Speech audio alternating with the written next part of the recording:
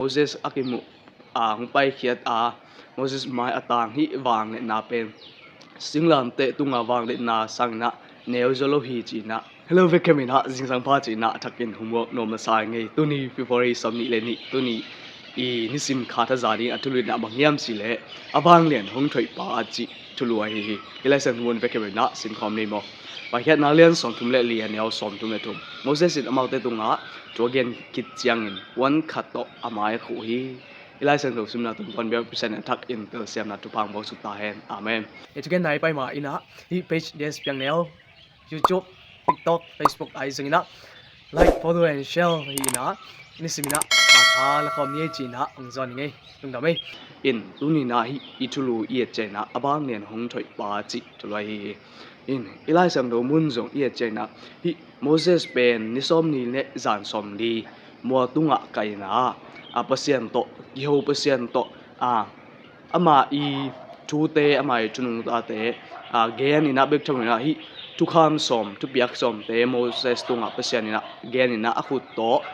suang pek ni tunga agel hun ai to ni som li sung na Moses le pasien ki ho ina bek thong in to ni som li sung na bang tu teng ki gen hiam chi le hi hot khian na thu to ba je sum hing ina leitunga hong pai na ding thu te zong na gen hui chi na kam sang hu lai bu sunga na gen hi in tua to pa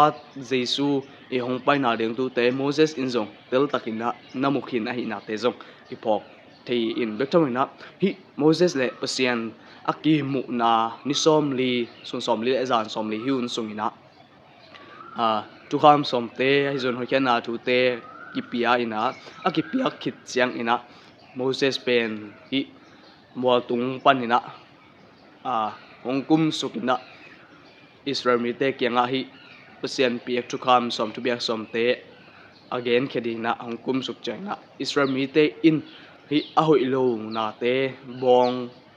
milim nabia ina poi na bol na gam num zil zulu hi ibang din mun amu chai na Moses lom amai manina atoi suang pek bai na leirak den nai na kizan hi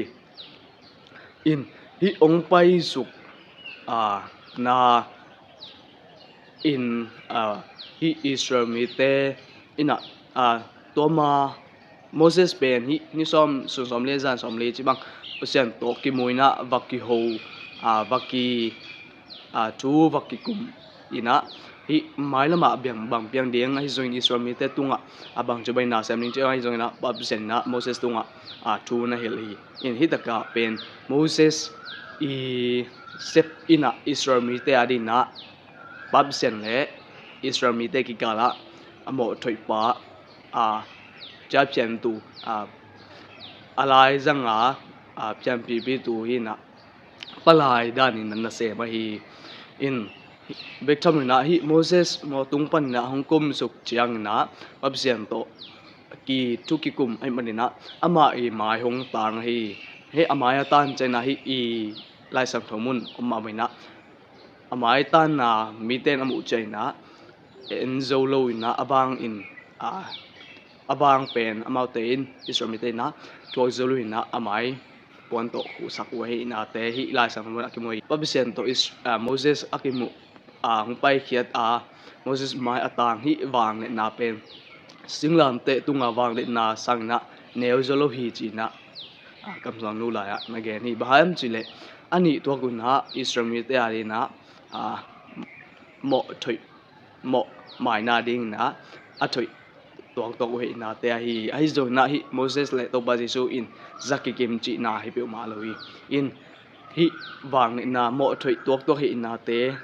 ki bang he na te again no mi hi zo hi wa mai tang chi pen Stephen Zong hi tugen zum te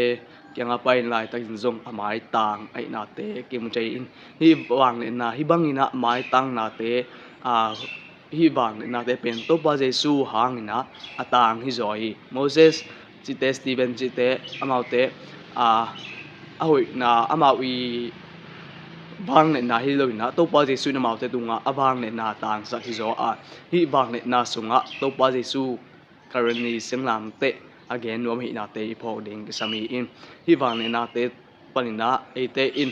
babisian I hoi na te imu ding amai len na te imu ding again nuam yang in hi mo tuina na ase Moses ai zon siampi dang te zong ina alian pemben to ba Jesu ina ate adina mo tui ai na te ipok ding hi amau te tung panina bang na te in ate mo na te ong dam sak te hi chi ipok ding ina tu hu na ding ina to ba Jesu imo te thoi pai manina